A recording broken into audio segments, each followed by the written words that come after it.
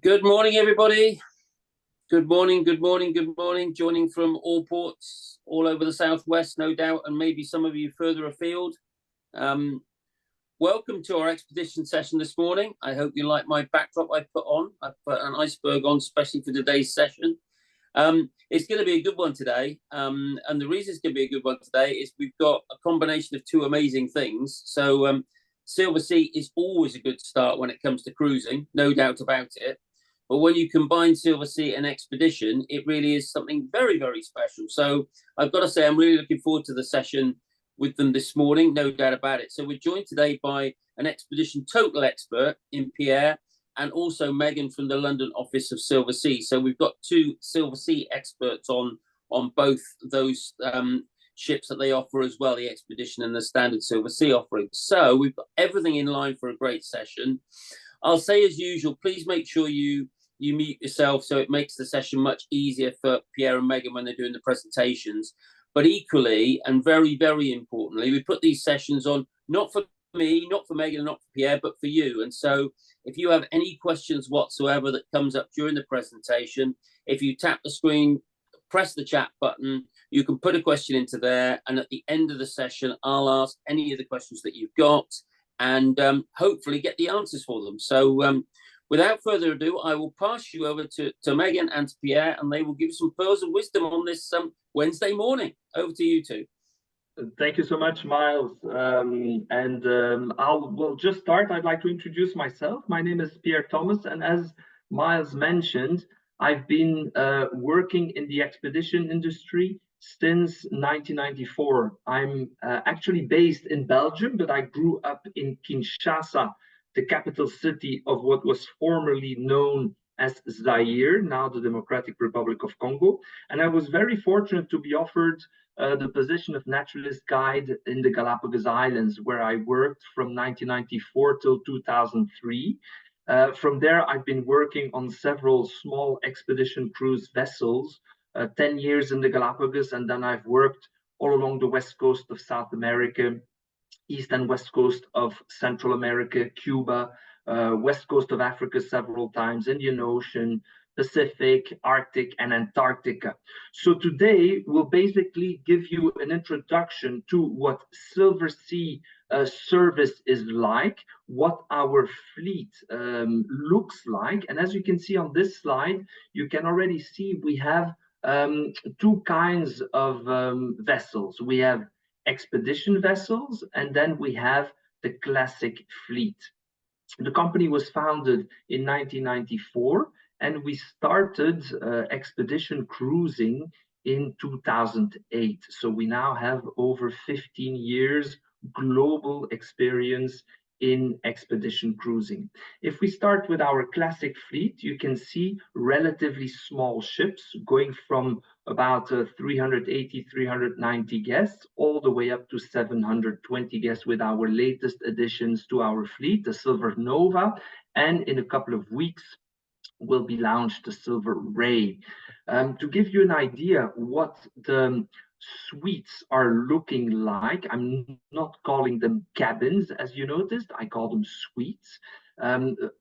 Absolutely timeless, really nice. About 85% of our suites have a veranda. And besides that, we also offer a very personalized service with all our suite categories offering a butler service.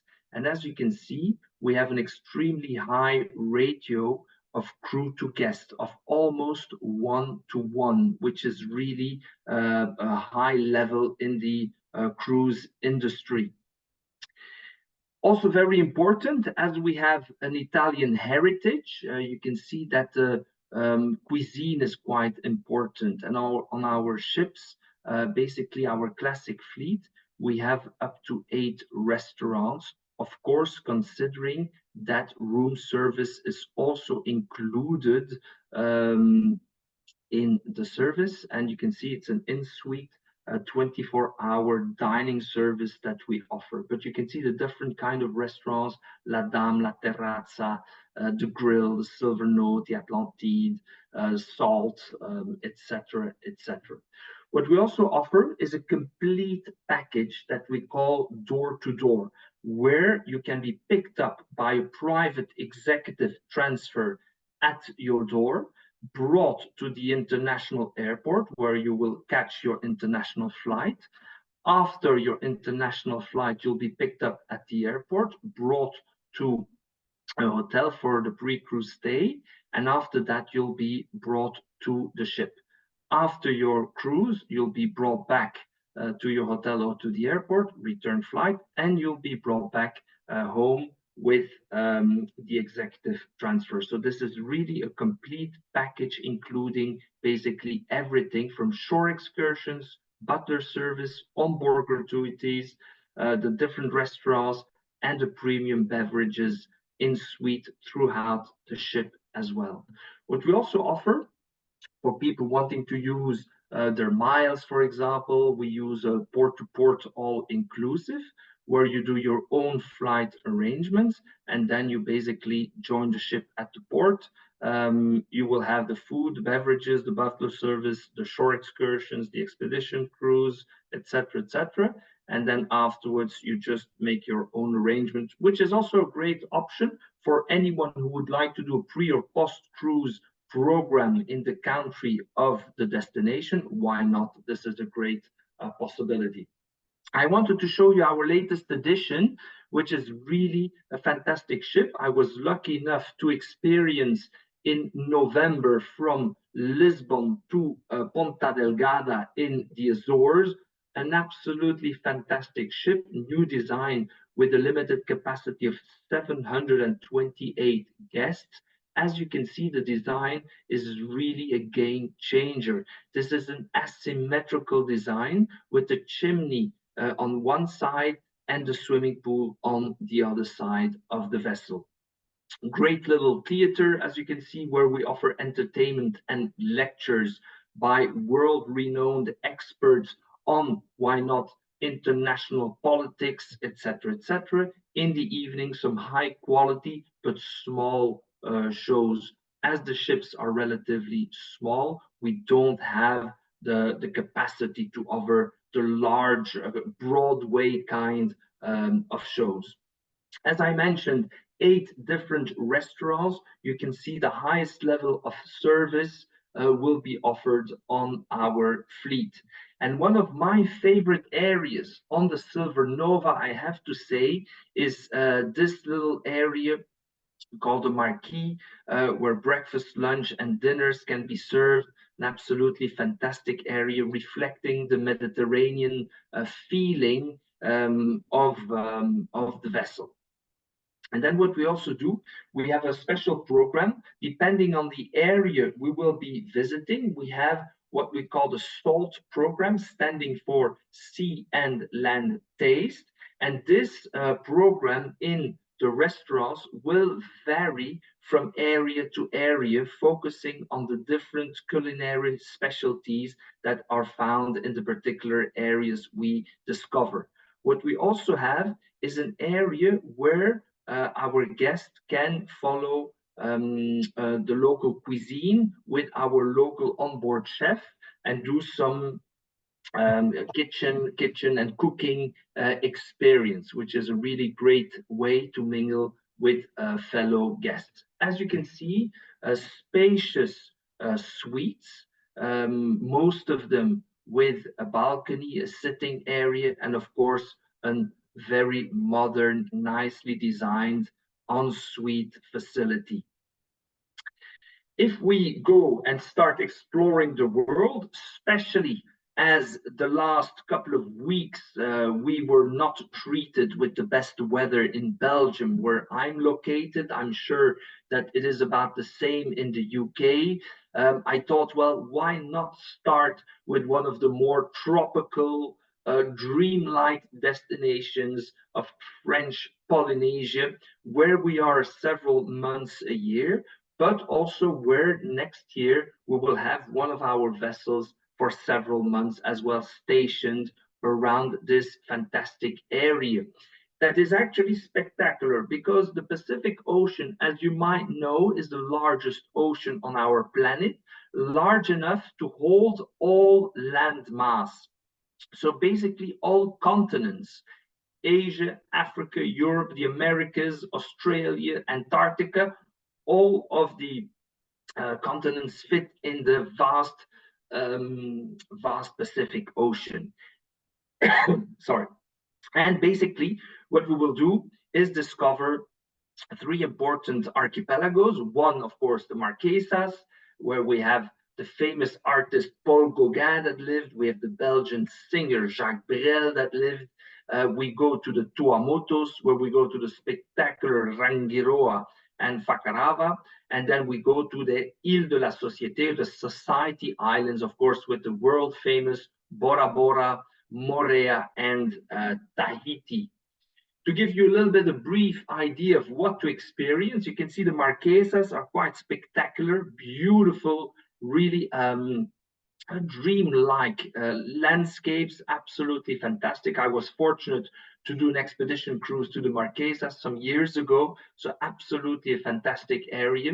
If we go to the Îles de la Société, the Society Islands, again, Moorea, Bora Bora are really coming out of the perfect picture book of what people expect from tropical islands and lagoons. So really a fantastic area. And this, of course, can be combined with some of the large atolls. And anyone interested to learn a little bit more about black pearl farming and so on, this will be the place where you will be able to go to one of those local laboratories where black pearls are being produced. So really a fantastic area, a fantastic place, and a relatively small ship with just about 380 guests, spending quite a lot of time from the early mornings to the late evenings along the place. And this will allow us to do some fantastic stargazing in different areas in this remote part of the world where there's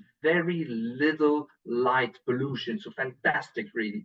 And as you can see, again, very nicely designed, small size ship. And here we have basically one of the standard suites. Again, sleeping area, ensuite, and a little nice little sitting area. Restaurants, nicely designed, as you can see, a little bit more classical compared to the Silver Nova. And then what is great, of course, for Europeans is to enjoy time out of the restaurant. You can see here the possibility to have breakfast, lunch, and dinner outside, especially in the restaurant La Terrazza, and always being having the chance to enjoy international cuisine, but in this particular restaurant, always the possibility to enjoy some freshly made pasta, pizzas, and other Italian delicacies. For those of you wanting to keep in shape, why not the possibility being surrounded by the spectacular scenery of the Marquesas, for example, to do your little early morning walk or your little jogging in the morning. This is on the highest deck overlooking the pool and grill bar area. This is a possibility to do your morning jogging to keep in shape and to burn the calories you've been eating the day before in the wonderful little restaurants we have on board. And as you can see, especially in this particular part of the world, it's great to be out on the long chairs. There's the pool, there's two jacuzzis, so really a nice atmosphere. Anyone not wanting to go on the excursions that, by the way, are included as well in the price of the package, why not stay on board and enjoy the service being offered by our fantastic crew? But let's focus on expeditions. I've been working in the expedition cruise business since 1994. As mentioned, I was working as a naturalist guide and expedition leader in the Galapagos for 10 years. And from there, I really traveled the world several months a year, enjoying the most diverse places on our planet. And as I mentioned earlier, Silversea was founded in 1994, and we started our expeditions in 2008, basically. And in our expedition fleet, Our company has a total of 12 vessels nowadays, of which 8 are expedition cruise vessels. One, the smallest one, being located in the Galapagos Islands, where I worked from 94 till 2003, is the Silver Origin, with a limited capacity of 100 guests. This ship was built in 2020. Then we have two sister ships, I would say, the Silver Cloud and the Silver Wind, that have been completely renovated, upgraded, converted. As you can see, one in 2017, the other one, the Silver Wind, in 2021, were with a relatively small capacity as well, of just about 240 guests for the Silver Cloud and 274 guests for the Silver Wind. And then we have what is known as one of the most luxurious expedition cruise vessels ever built, is the Silver Endeavour. I was fortunate to experience our Antarctica Bridge program in November, and I have to say the Silver Endeavour is an absolutely spectacular vessel with a limited guest capacity of about 220. And as you can see, there's about 200 crew, of which about 22 to 24 members will be the expedition team members.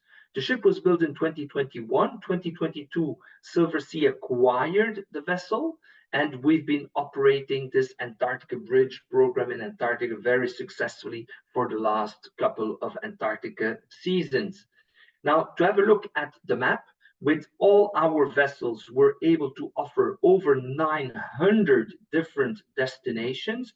And with our expedition vessels, we basically go in the most diverse places of our planet. The Silver Cloud, Silver Wind, Silver Endeavour will be from the end of October till beginning of March in Antarctica. After that, the Silver Cloud heads across the Atlantic to Southern Africa, then goes into the Indian Ocean with Madagascar, the Seychelles, and from there it moves to the Kimberley area located in northern Australia.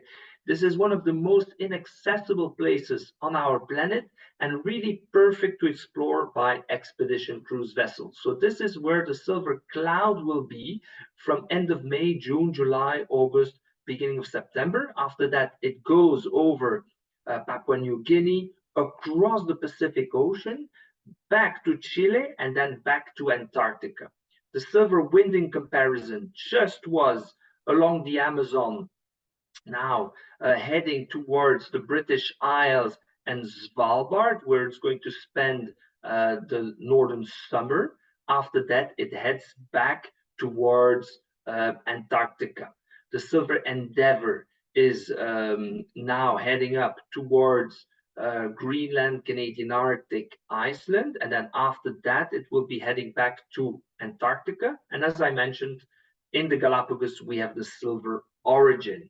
Now, a couple of pictures to give you an idea of what our expedition vessels look like. This is the Silver Endeavour. Here we have the Silver Wind, small enough to sail under Tower Bridge in London. So this is not an expedition destination, but it is absolutely fantastic to witness this very special event. If we go then into the remote parts of the planet, we have Svalbard, and here we have the Silver Cloud with a fleet of Zodiacs. Those are those black inflatable boats we use to transfer guests from our expedition vessel to the shoreline. As in the remote parts of the planet, we do not have any man-made infrastructure. We will need what we call our workhorses. Our Zodiacs will be really fundamental to make an expedition a successful operation. So Zodiacs are really very typical of an expedition. And as you can see on this, we can reach with those Zodiacs really the most remote parts of the planet, going from Arctic, Antarctic, Galapagos, Amazon, Kimberley, you name it. We're able to reach those remote destinations with the help of our specially designed and very rugged and rough and tough little Zodiacs, which are really spectacular and have 5 different separated air-filled chambers. What we all can experience during an expedition, of course, it is important to understand that we will still offer the highest level of service on board our expedition vessels, but during an excursion, during a day full of activities, we have the possibility to do photography outings, bird watching, hiking, kayaking, zodiac cruising, walks of different lengths, and this will really be the highlight of the trip, is to really immerse yourself in the destination that we are exploring at this time. And let's start with the Galapagos Islands. As you know, the Galapagos Islands were visited by one famous British naturalist in 1835. You all know him. It's Charles Darwin on board of the Beagle together with Captain Robert Fitzroy. They arrived in the Galapagos in a 5-year voyage around the world. They only spent 5 weeks in the Galapagos, and of those 5 weeks, only 19 days were spent on land, and only 4 islands were visited. Where are the Galapagos located? They're located 650 miles or 1,000 kilometers to the west of South America. They belong to the smallest of the Andes countries, Ecuador. To the north of Ecuador, we have Colombia, Venezuela. To the south, we have Peru, Bolivia, Chile, and Argentina. And Ecuador is that small green dot to the west of Ecuador. 4 inhabited islands, one where we land with the plane from the mainland. It takes about an hour and a half flight from Guayaquil to Puerto Baquerizo Moreno. That is located on the island of San Cristobal, and Puerto Baquerizo Moreno is the capital city of the Galapagos province. Then we go to the small island of Charles or Floreana with the small village of Puerto Velasco Ibarra. Then we go to the second island in size, which is Santa Cruz, with a small village you might have heard of, Puerto Ayora, where we have the Charles Darwin Research Station and the headquarters of the Galapagos National Park. And then we go to the largest island in the shape of a seahorse with 5 active volcanoes called Isabella Island, and their little village is called Puerto Villamil. And all the way to the west, we have the most active, volcanically spoken, most active island is Fernandina, where at this time we're fortunate to be witnessing volcanic activity, which is quite spectacular. The ship we're using was built and finished just coinciding with the beginning of the pandemic, which was not so fortunate.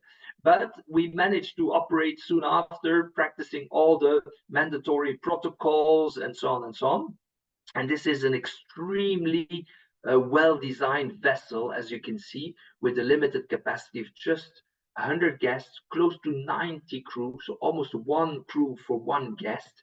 And as you can see, without any doubt, this is the most luxurious, the most comfortable vessel in the Galapagos Islands, with, of course, always keeping in mind never to lose contact with the spectacular arid volcanic surroundings that are offered in the Galapagos, but also important to understand that we there also, because of the lack of man-made infrastructure, will also use zodiacs to bring you from the vessel, from the Silver Origin to shore.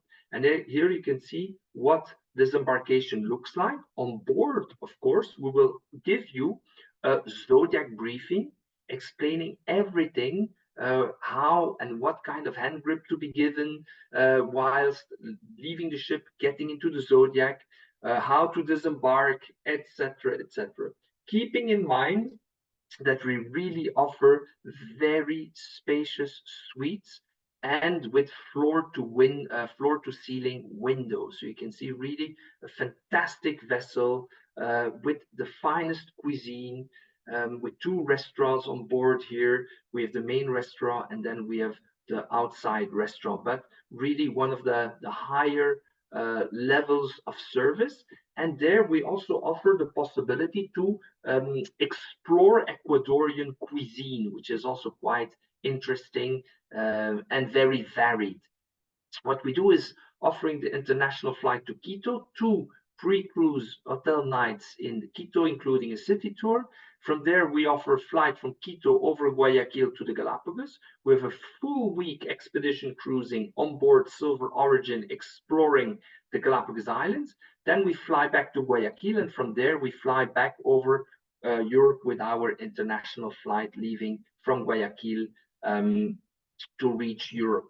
And what kind of activities are taking place in the Galapagos? First, of course, walks, explorations, zodiac cruises in as diverse places as mangrove areas, volcanic shores, etc. We have kayaks on board, and all those activities are also included in the price you pay of your package, your expedition package. Besides that, we also offer snorkeling in the Galapagos, and considering that the seawater temperature can get a little lower from, I would say, end of July, August until October, we also offer the use of not only the fins, the masks, the snorkels, but also of short wetsuits, which is really helpful in the cooler months in the Galapagos. And what can you expect in the Galapagos? Well, is this prehistoric world, a combination of the weirdest reptiles, the only sea-going lizards in the world, the marine iguana. On the background, you can see sea lions. On the cliffs, you can see masked boobies. This particular picture taken at Punta Suarez on the island of Española. But again, although the wildlife tends to be called tame is not exactly the right word, as the Galapagos have a lack of land predators, animals have lost their instinct of fear, and I prefer to call them ecologically naive. You can see here a group of visitors observing those sea lions that couldn't care less. Really fantastic. And here you can see what made the Galapagos famous, the giant tortoises reaching up to 200 to 250 kilos and over 150 years of age. Really a spectacular spot, with the iguanas varying from island to island. We have different subspecies of marine iguanas with different colorations and sizes. And then again, of course, a bird watcher's paradise. Here we have pelicans, blue-footed boobies, the tropical cousins of the northern gannet you're all familiar with there. And snorkeling, I have to say, is a great add-on to the complete experience in the Galapagos, with specially equipped zodiacs with ladders our guests can use to climb back on board. And I have to say, some spectacular experiences to snorkel with turtles, with sea lions, with tropical fish. It's absolutely marvelous. And probably, yes, it is the only place in the world where you have the chance to see penguins this north. We have the northernmost, second smallest and rarest penguin in the world, the Galapagos penguin, that you get to see on both our itineraries, as both our itineraries go to the western part of the archipelago. And this is also the place where you'll have the chance to see the second flight of seabirds beside penguins. We also have a bird that is endemic to the western shores of the Galapagos Islands called the flightless cormorant. Then we hop on from the tropical Galapagos. We go to Antarctica. Antarctica is a spectacular spot where last year we funded an Antarctica scouting expedition to identify new destinations, new landing sites, and all this information was shared with the International Association of Antarctic Tour Operators, or IATO. Important to understand the seasons in Antarctica. I was there in the end of November, flying back to Paris after that. It was actually colder in Paris than it was in Antarctica. You can see the season starts in October with a lot of courting of penguins. November, we start nesting, hatching in December of the penguins, penguin chicks in January. February, we have the chicks growing up. And you can see that the temperature is quite decent. This is what we get at this time in Belgium. Okay, so, and we're April, and there the temperature isn't that cold at all. I was there end of November, and we already saw plenty of humpbacks and orcas. So for anyone interested in whale watching, I would say as of the end of November, we get to see Wales, and then we will be there until the end of the season in March, coinciding with the daylight and productivity, phytoplankton, zooplankton, krill, which of course attracts this wildlife, triggers courting and breeding and chick production, etc., etc. And then afterwards, we get into a long Antarctic night. But basically, you can see that in the Antarctic summer, we get up to 21 hours of daylight during the month of December. We have several ships where we go, and as you can see, limited capacity of 220 guests for the Endeavour. We're close to one crew per one guest. You can see the length. It is a large vessel, 164 meters. And what is also very important is to see how many zodiacs we have. You can see we have 13 Mark V and 9 Mark VI zodiacs. 13 Mark V, there we can accommodate 10 guests per zodiac. That makes 130 guests, and 14 guests per MK6, which is a slightly larger model of zodiac. Important to understand that Silversea expedition cruise vessels are of the highest standard in the industry. You can see right here the standard suite on board the Silver Endeavour, and I've added some ideas to show you what the standard suite size looks like. 33 square meters. All suites have a balcony, and you can see there's 90 suites on board. You can also see the layout with the ensuite and the design, which is also really beautifully designed vessel and extremely comfortable. For those guests wanting a little bit more space, we even have the silver suites that reach up to 50 square meters, have a balcony of 7 square meters, and have all the possible imaginable amenities, even a personalizable mini bar. And this is what the silver suite interior looks like. If we then go on to the restaurant, we have several restaurants on board the Silver Endeavour. Actually, in reality, the restaurant on board the vessel looks even nicer than what I show you right here. Then we have the possibility to have breakfast, lunch, dinner around the pool and the grill. Really a beautiful place as you're in continuous contact with the spectacular scenery of Antarctica. And then after a day or two, people discover that we have a jacuzzi at the bow of the Silver Endeavour, which is really great. To be able to enjoy the scenery with a glass of champagne from the comfort of the vessel is really nice. Also great to enjoy a drink in the evenings together with the guests, or the guests in the observation lounge. And then important, of course, is that each day we will have a briefing by our expedition leader and a recap given by members of our expedition team. When I was on board, there were about 180 guests on board.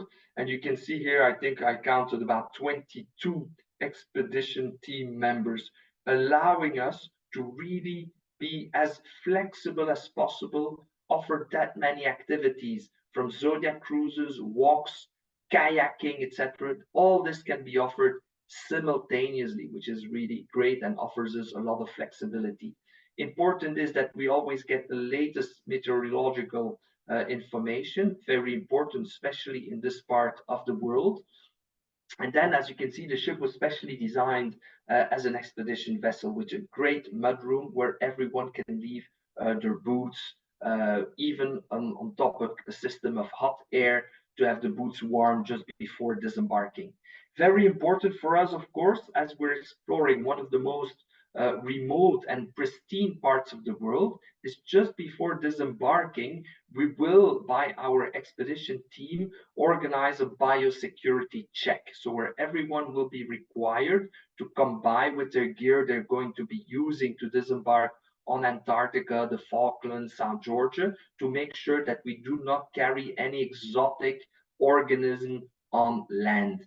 And before disembarking and after coming back on board, to make sure that we do not transport any pathogens, any virus, any bacteria, we will be walking through Virkin S solution, which is a virusicide, a bactericide, to make sure that we do not transmit any disease from one site to the next. Of course, the expedition team will be really important to offer you the best experience. We always have several members out on deck identifying seabirds, marine mammals, etc. Some of you prefer to stay inside the ship. Fine. We provide those beautiful red parkas to all our guests exploring the polar regions, and this parka, of course, can be taken back as a souvenir back home. This is the way we disembark and re-embark to the shell door. This is this vast door. The Zodiac comes alongside, and this way you can embark in the Zodiac and disembark from the Zodiac as well. And as I mentioned earlier, we have different activities that will be organized from shorter to longer hikes. As you can see here, walking from one penguin rookery through the next with the Silver Endeavor on the background. Kayaking is offered as well, included in the price of the expedition.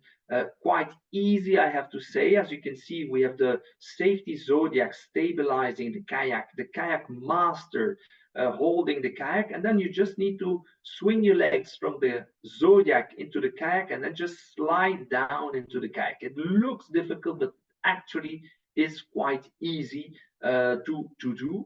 And then, of course, I would say one of the most spectacular experiences I've witnessed around polar regions is to kayak in the silent world in pristine and not being bothered by any artificial sound of an outboard engine. Then another activity we use, of course, is bird watching, but also for the brave ones is to do the famous polar plunge, where you jump from the Zodiac. As you can see, you're attached and to a rope and a harness. You jump in the water. For the brave ones, you actually swim. The other ones, they just get back onto the Zodiac and get their towel and dry themselves off. And of course, the brave ones will be rewarded with a certificate that you did the polar plunge in Antarctica or the Arctic. This is where we offer it. And as you can see here, we have different activities. We have to complete what we call the best of the Southern Ocean, where we do a combination from Puerto Williams to the Falkland Islands over South Georgia to the Antarctic Peninsula and back. This is all by ship. Then we have the classic, iconic Antarctica Peninsula, where we go from Puerto Williams, crossing the Drake Passage in 2 days, spending 6 to 8 days on the Antarctic Peninsula, and then sailing back 2 days across the Drake Passage.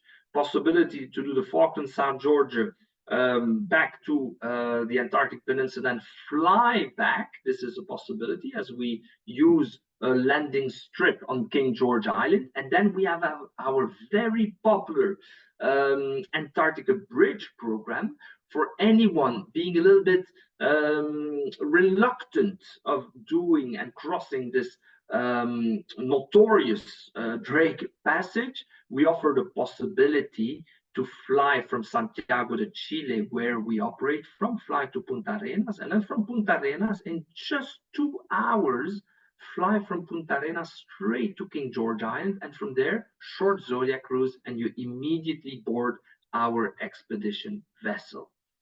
Fantastic highlights, fantastic possibilities. We offer the most varied possibilities in Antarctica with all those possible combinations I mentioned earlier.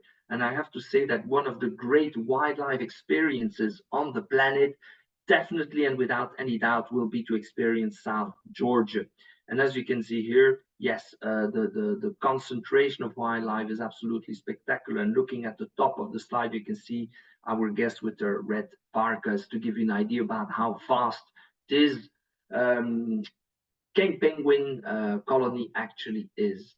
And here you get an experience of what the Antarctica Bridge program looks like, really crossing the Drake Passage in just about 2 hours and immediately being immersed in the White Continent, which is really a spectacular experience. And this is the kind of plane that we use. You can see they're high wing aircraft as we use a short non-asphalted runway, quite a fantastic little airplanes.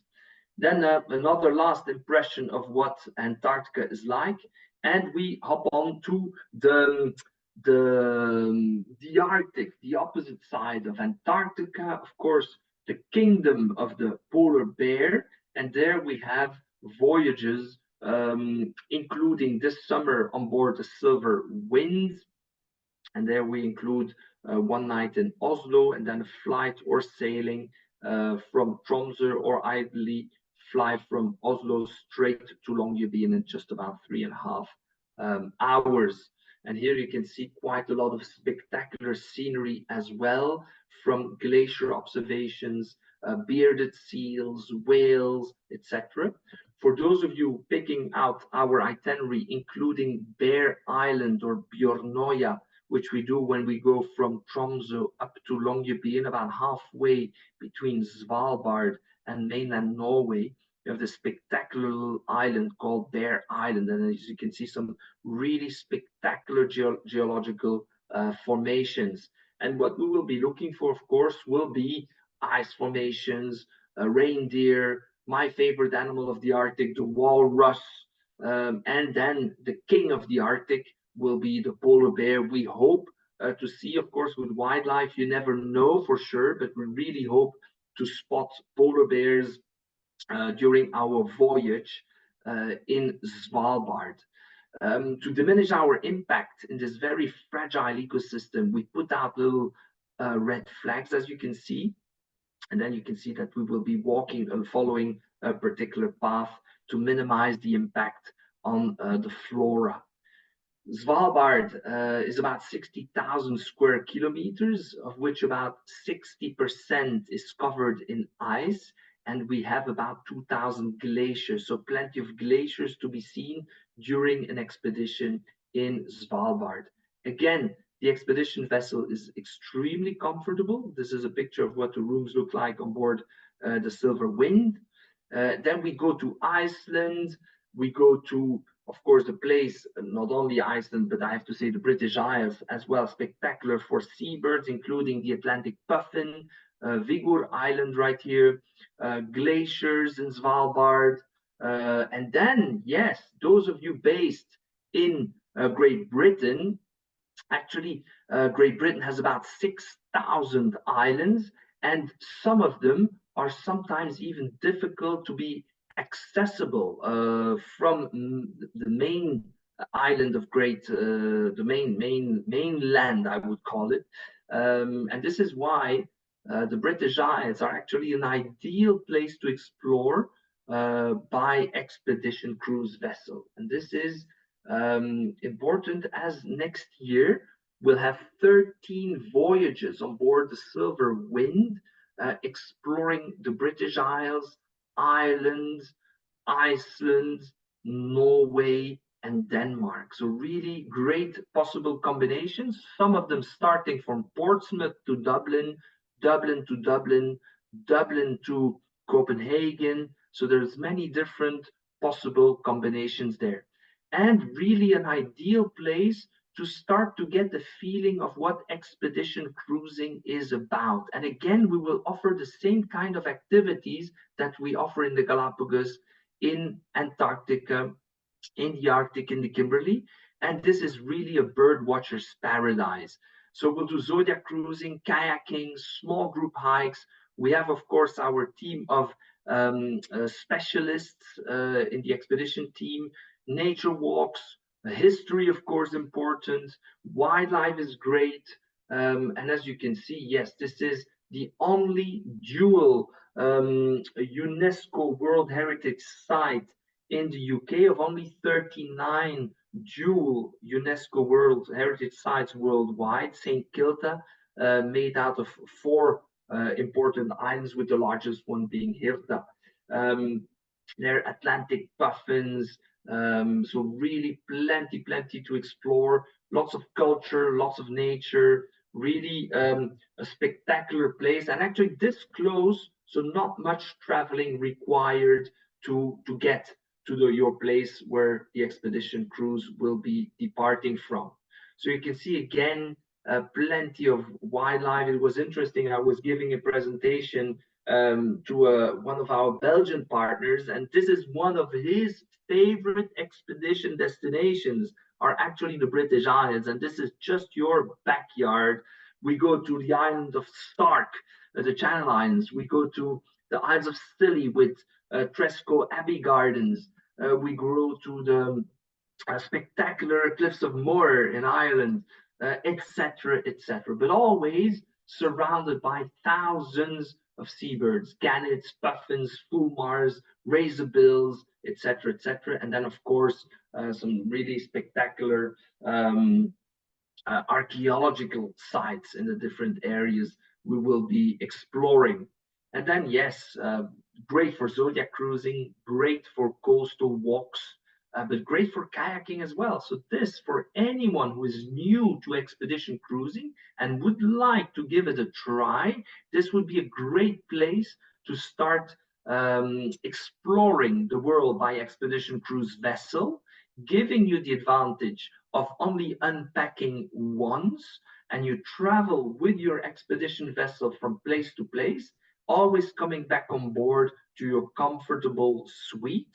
And then the next day, possibilities not only to do our typical included expedition activities such as walks, zodiac cruises, kayaking, etc., but also we work with the local tour providers. So, for example, on the island of Sark, the Channel Islands, we will include horse and carriage rides, e-bike tours, etc., etc. So this is also included in the price of your expedition package. And now I will leave the word to Megan, and I would like all of to thank you all for being here, spending a short 45 minutes of your time with us.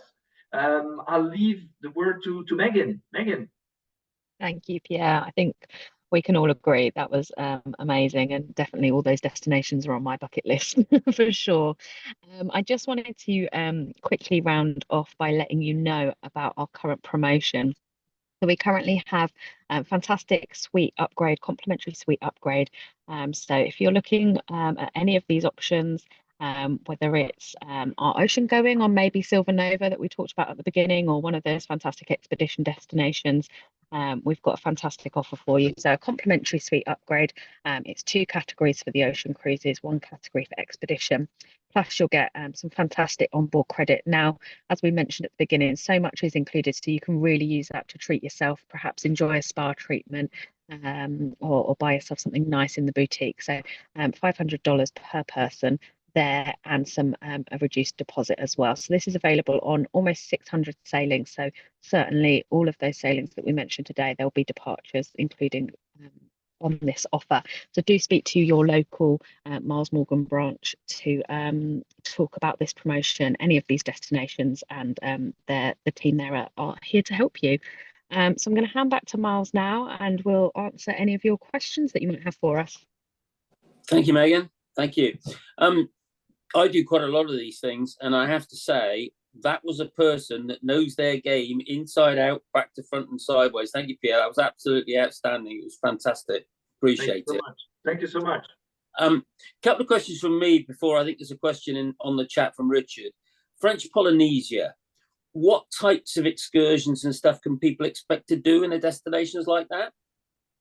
There's plenty of excursions included. We will work with local tour providers. So if you look at the website, you will see all the kind of excursions that are included depending on the place where we go.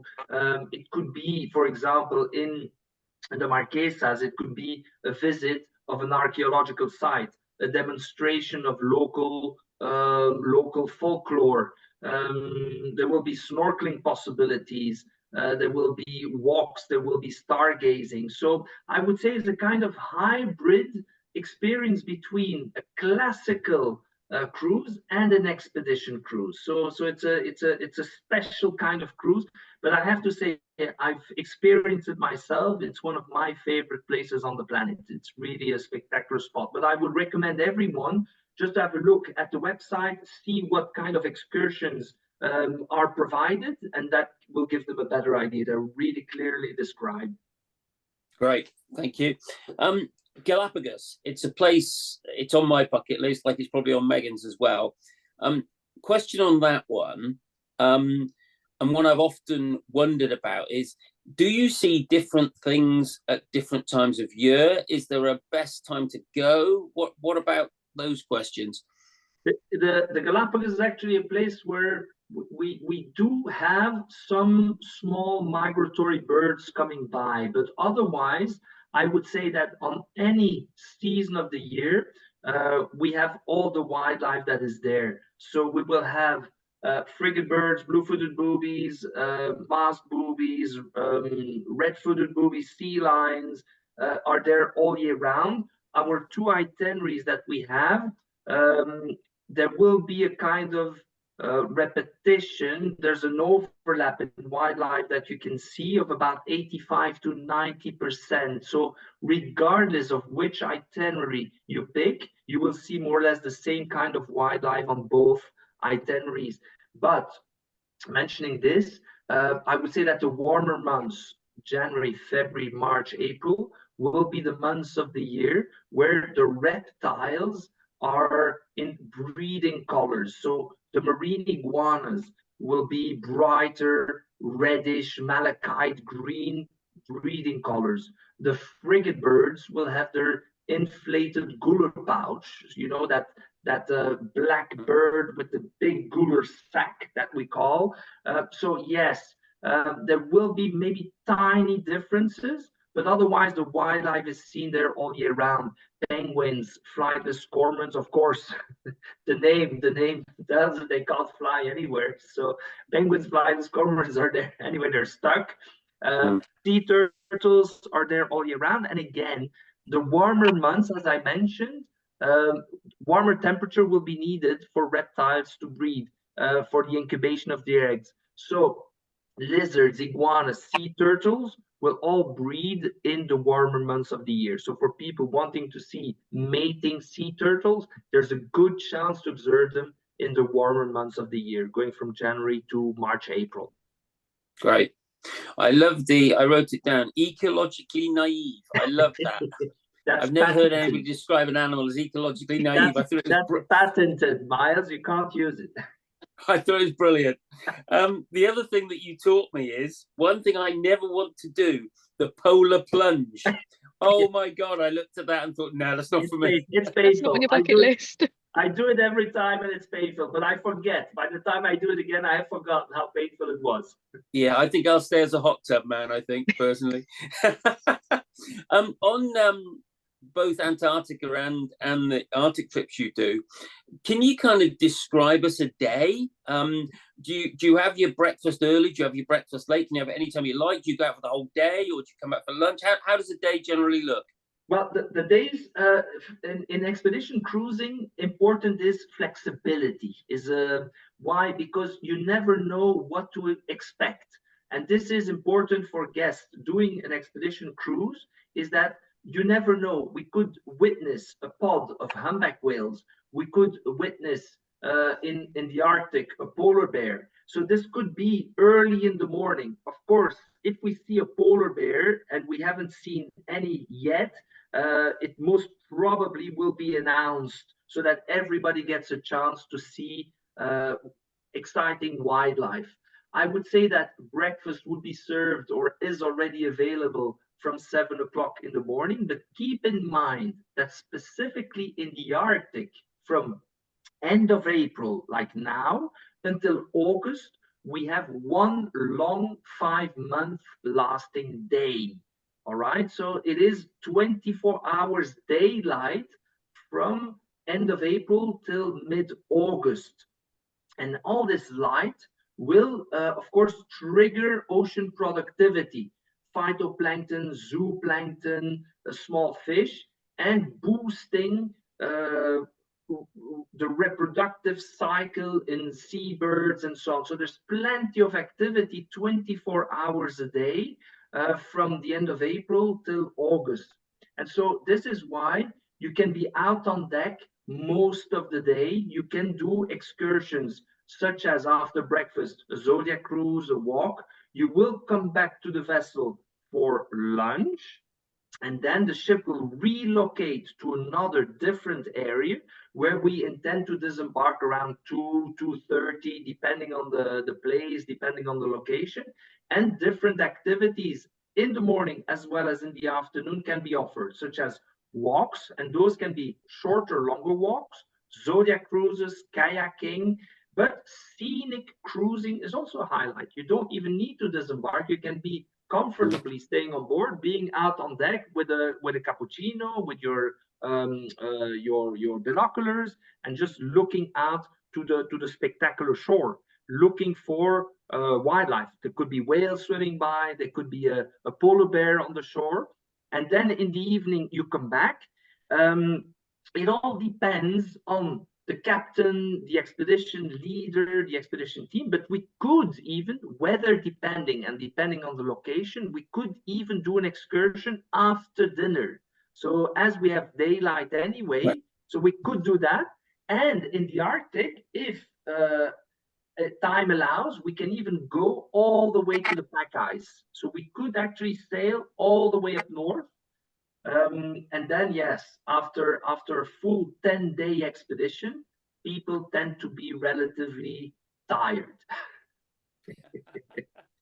Yeah, I'm glad I asked that question. So the answer is it's pretty action-packed. Be prepared for anything, because anything could happen, but it's all pretty exciting. Would that be? It is pretty exciting. You don't have to do everything, but you can do. And of course, people going there to Svalbard, to Jan Mayen, to Iceland, yes, you want to enjoy as much as possible, but of course we are at the mercy of the weather conditions, so we have to see, but we will always look for the best solution, alternative, in case because of the weather we couldn't disembark at one spot. This is the advantage of an expedition. We will look for another suitable area where we can safely disembark our guests. Yeah. Okay.